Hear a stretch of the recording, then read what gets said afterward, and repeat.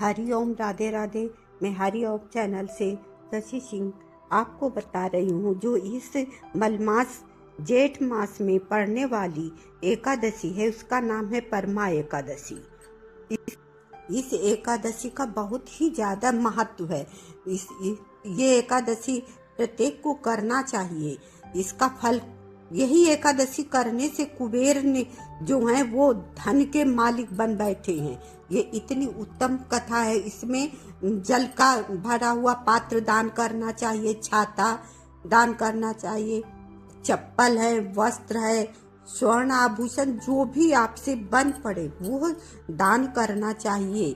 इसका बहुत ही गुण, अनेकों गुना, हजारों लाखों गुना इसका फल मिलता है जो एकादशी के दिन दान किया जाता। अब आपका ज्यादा टाइम न लेते हुए मैं एकादशी के विषय में बता रही हूँ। श्री कृष्ण के चरणों में युधिष्ठिर ने निवेदन किया, हे भगवान, पुरुषोत्तम मास के कृष्ण पक्ष की एकादशी कौन सी है और उसकी विधि क्या है? श्री कृष्ण ने कहा, युधिष्ठिर, पुरुषोत्तम मास के श्री कृष्ण पक्ष में कामदा श्री कृष्ण पक्ष में परमा एकादशी, सॉरी मैं गलत बोल गई थी, एकादशी होती है। यह पवित्र एवं महापातक नाशिनी, बहुत बड़े पाप को भी नष्ट करने वाली है और भोग व मोक्ष प्रदान करने वाली है। अपना हित चाहने वाला व्यक्ति इस दिन नहा धोकर भगवान पुरुषोत्तम की धूप दीप नैवेद्य पुष्पों आदि से पूजा करे, आरती करे, फिर हर्ष मनाए, नाचे गाए, जप करे। व्रत करने वाला दशमी को उड़द, मसूर, चना, कोदो, साग सहित पराया अन्न नहीं खाना चाहिए। कांसे के बर्तन में नहीं करना चाहिए। पराई स्त्री और झूठ मत बोलो, किसी की निंदा मत करो और दातून भी नहीं करनी चाहिए।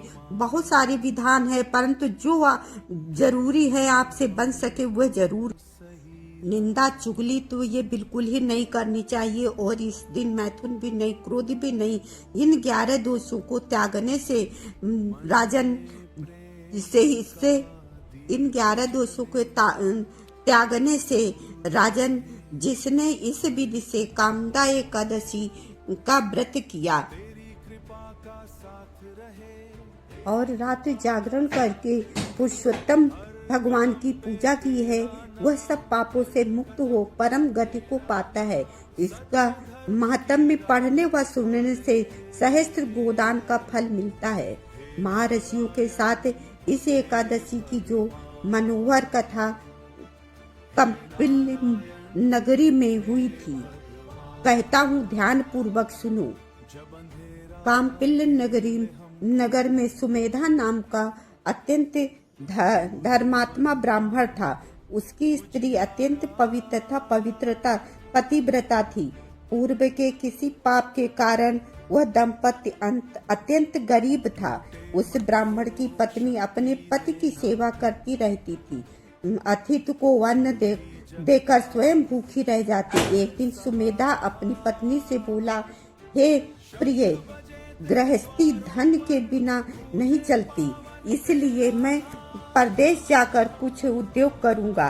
पत्नी बोली, हे प्राणनाथ, पति अच्छा और बुरा जो कुछ भी कहे, पत्नी को वही करना चाहिए। मनुष्य को पूर्व जन्म के कर्मों का फल मिलता है। विधाता ने भाग्य में जो लिखा है वह टाले से भी नहीं टलता है। प्राणनाथ, आपको कहीं जाने की आवश्यकता नहीं है, जो भाग्य में होगा वही मिलेगा। पत्नी की सलाह मानकर ब्राह्मण परदेश नहीं गया। एक समय कौंडिल्य मुनि उस जगह पर आए। उन्हें देखकर सुमेधा और उसकी पत्नी ने उन्हें प्रणाम कर बोले, आज हम धन्य हुए, आपके दर्शन से हमारा जीवन सफल हुआ। मुनि को उन्होंने आसन पर बिठाया और भोजन कराया। भोजन के पश्चात पतिव्रता बोली, हे मुनिवर, मेरे भाग्य से आप आए। मुझे पूर्ण विश्वास है कि आप मेरी दरिद्रता शीघ्र ही नष्ट होने वाली है।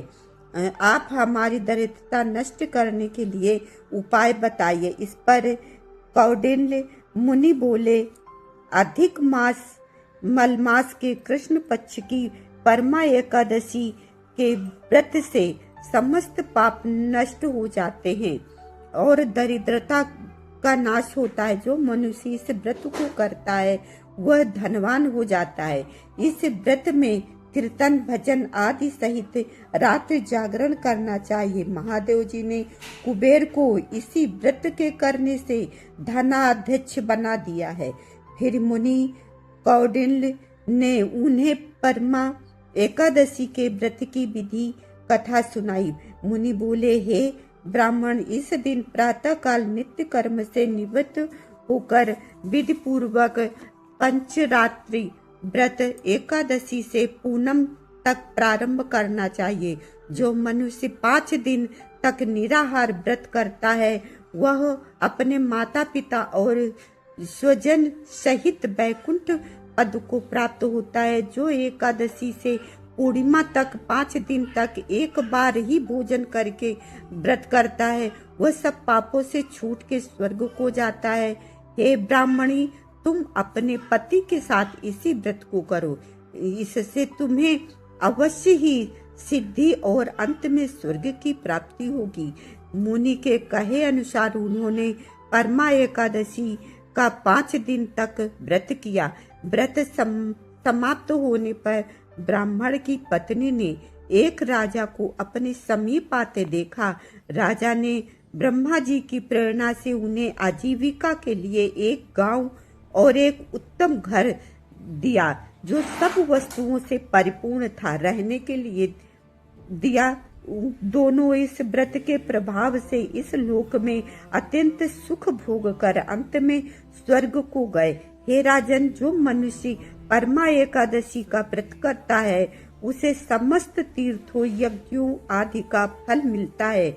जिस प्रकार संसार में 4 पैर वालों में गाय, देवताओं में इंद्र श्रेष्ठ है, इसी प्रकार मासों में अधिक मास श्रेष्ठ है। इस मास में पंचरात्रि अत्यंत पुण्य देने वाली हैं। अधिक मास में आने वाली शुक्ल पक्ष की पद्मिनी और कृष्ण पक्ष की परमा, इन एकादशियों का व्रत व जागरण करने से मनवांछित फल मिलता है, पापों का क्षय होता है और चिर कीर्ति को व्याप्त होता है। पद्मिनी एकादशी हेतु। प्रिय सज्जनों, बच्चों, मेरी यह चैनल देखने वाले जो हरिओम चैनल देखते हैं उनसे हमारा अनुरोध है कि आप एकादशी की कथा को अवश्य ही श्रवण किया करें। व्रत रहे या न रहे, कथा सुनना और पूजन करने का बहुत ही ज़्यादा महत्व होता है। और यह मलमास की एकादशी तो अपने आप में बहुत ही विशेष है। और इस बार ये एकादशी 11 जून दिन बृहस्पतिवार मतलब गुरुवार को पड़ रही है, तो इस व्रत को अवश्य करें। और व्रत अगर आप लोग नहीं रह सकते हैं तो कोई बात नहीं है, आप कथा का श्रवण जरूर करें। राधे राधे, हरि ओम।